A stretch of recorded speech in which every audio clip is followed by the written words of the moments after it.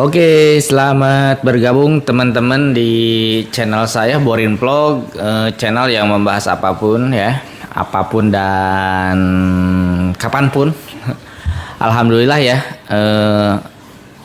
setelah melalui proses berdarah-darah, proses yang luar biasa, akhirnya channel ini udah bisa dimonetize ya. Udah bisa mengikuti program AdSense YouTube dari Google ya.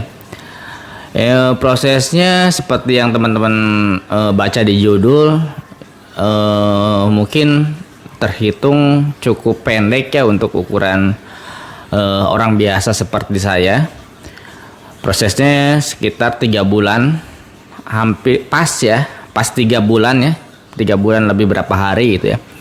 Pertama saya upload video itu per 17 September 2020.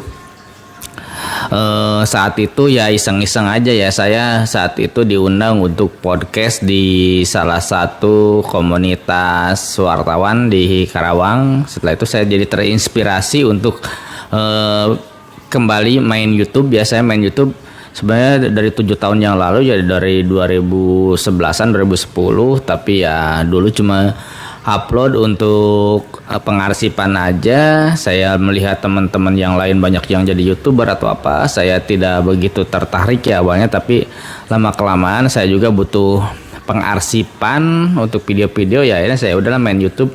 Tapi lama kelamaan menyelami dunia YouTube, ternyata saya melihat banyak teman-teman yang sukses ya, menghasilkan banyak uang, banyak rupiah ya. Kalau dulu dolar, sekarang udah dikonversi menjadi rupiah juga dari YouTube. Akhirnya ya udahlah, saya coba ulik, saya coba cari konten, bukan cari ya, basicnya gini ya, basicnya saya jurnalistik ya, kuliah jurusan jurnalistik, jadi senang aja untuk bikin dokumentasi perjalanan, terus hobi ya, saya bikin video ya. Awalnya saya kan beberapa tahun ini aktif di Facebook ya, saya kemana-kemana paling foto atau apa saya upload di Facebook. Tapi saya berpikir ya udahlah, kita bikin video aja, kita rekam, terus hasil rekamannya ya simpan aja di YouTube.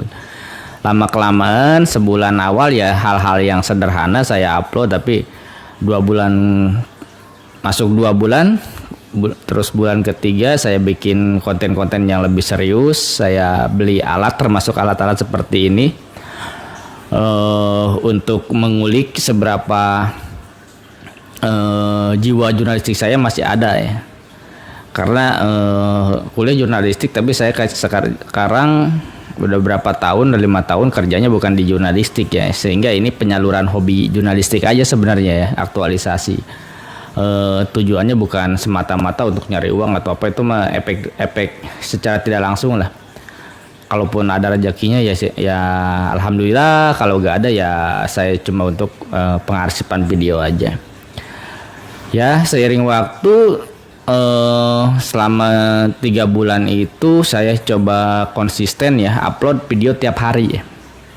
Saya melihat atau membaca juga melihat video bahwa keberlangsungan atau konsistensi kita bikin upload, bikin video itu seperti halnya kita perlakukan channel kita seperti televisi ya. Jadi kalau televisi kan punya satu program, misalnya program pagi-pagi berita, dia beritanya tiap jam 8 atau jam 7 ya, kita coba konsisten di sisi waktu juga ya.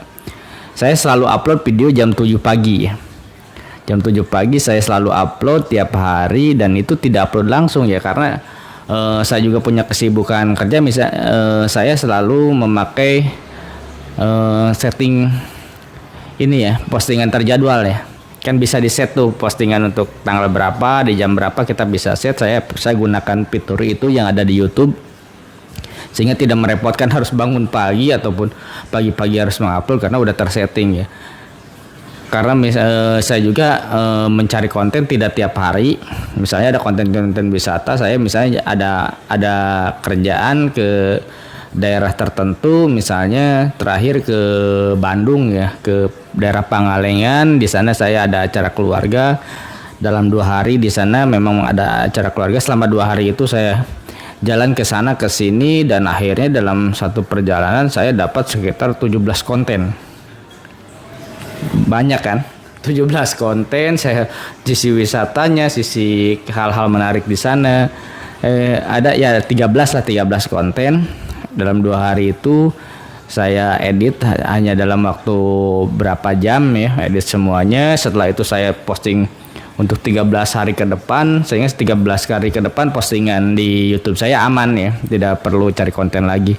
Begitupun saya ketika jalan ke Bandung, ke Lembang, dalam waktu 2 hari juga itu banyak banget ya, saya masuk ke kebun binatang, saya rekam satu persatu binatang yang di sana, itu menjadi konten tersendiri ya, sehingga ya kontennya menjadi banyak gitu. Karena gini ya, prinsipnya kita bukan artis, kita bukan public figure yang pertama bikin channel pasti akan rame.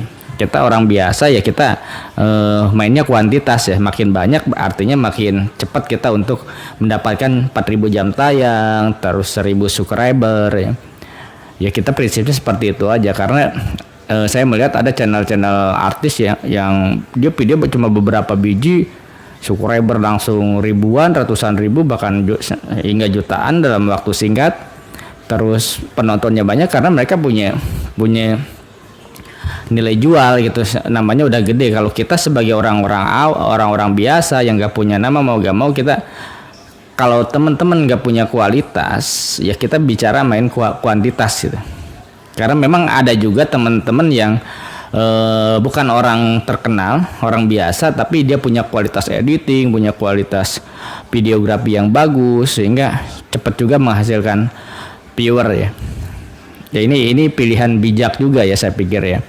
Dalam arti kita harus tahu siapa diri kita bisa apa, pasar kita siapa, sehingga teman-teman yang masih berjuang untuk bisa dimonetize si channel YouTube-nya ya pilihannya kita main kuantitas aja, seperti saya. Terus gimana caranya saya dapat viewer dalam 4.000 jam tayang, bahkan ketika dimonetize itu, ketika tercapai ya persyaratannya itu lebih dari 4.000 jam, bahkan sampai 6.500 ya untuk viewer ya. Kalau untuk viewer teman-teman seperti yang saya lakukan, ketika posting video kita coba lari salah satunya ke sosial media, ke Facebook ya. Teman-teman bisa masuk ke grup-grup Facebook, bukan grup-grup Facebook YouTuber, komunitas YouTuber ya, itu nggak akan laku, nggak akan dapat viewer ya. Misalnya contohnya gini, saya dapat konten tentang Pangalengan. Setelah itu saya masuk ke grup-grup Facebook tentang Pangalengan ya. Saya bukan orang Pangalengan, tapi saya masuk ke grup-grup, ada sekitar 15 grup atau apa. Ketika saya setelah posting, saya share linknya beserta deskripsi penjelasan singkat di atas ya. Deskripsi yang ada di video kita posting juga untuk jadi pengantar postingan di grup Facebook. Saya share ke sana. Setelah kontennya habis tentang Pangalengan, ya udah otomatis saya keluar dari grup-grup itu ya. Artinya mungkin metode spam ya, tapi tidak lah. Dalam arti kita juga memberikan informasi terkait Pangalengan kepada warga Pangalengan sendiri. Di sana kita berbagi tujuannya. Nah itu salah satu dapat viewer ya. Selain kuantitas video, terus kita share ke komunitas yang tepat, yang berkaitan dengan konten video itu. Seperti halnya saya posting tentang kura-kura, saya masuk ke grup kura-kura tuh di Facebook tuh, masuk ke grup kura-kura, saya share video itu di sana, linknya beserta, lagi-lagi harus beserta deskripsi biar orang tertarik ya, bukan jadi spammer ya. Nah setelah itu teman-teman juga harus memperhatikan dari sisi SEO-nya, dalam arti sebenarnya sederhana aja SEO untuk YouTube itu ya, kita taruh judul yang tepat, terus kita kasih deskripsi, kita bikin clickbait-nya, kita edit untuk thumbnail ya, biar menarik.